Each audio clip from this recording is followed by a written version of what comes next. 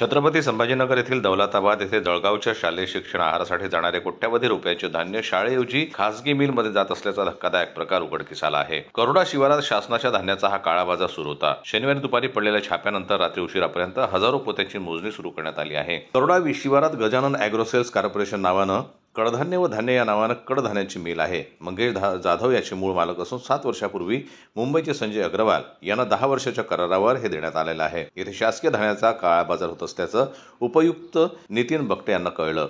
शनिवारी दुपारी 3 वाजता त्यांनी 6 निरीक्षक, 8 उपनिरीक्षक आणि काही कॉन्स्टेबल घेऊन मिलवर छापेमारी केली, तेव्हा शासनाचे धान्य कंपनीतील यंत्रामध्ये टाकून त्याची रिपॉलिशिंग चालू होताना दिसून आलं। या छापेमारीत महिला व बाल विकास विभागाच्या एकात्मिक बाल विकास योजनेअंतर्गत धान्याच्या शाळा, अंगणवाडी यांना शासनाकडून पुरवला जाणारा माल या मिलमध्ये आढळून आला। तसेच मल्टीमिक्स सिरियल्स आणि प्रोटीन प्रीमिक्स, स्तनदा माता, गरोदर माता, किशोरवयीन मुलींसाठी एनर्जी डोज, मूग डाळ, तूर डाळ, खिचडीचे धान्य हस्तगत करण्यात आलं। हे सर्व शासकीय धान्य रिपॉलिशिंग करून कंपनीच्या पाकिटात भरण्याचा प्रकार उघडकीस आला आहे। जनमत लाईव्ह न्यूज करता छत्रपती संभाजीनगरहून दिलीप वरगट यांची रिपोर्ट।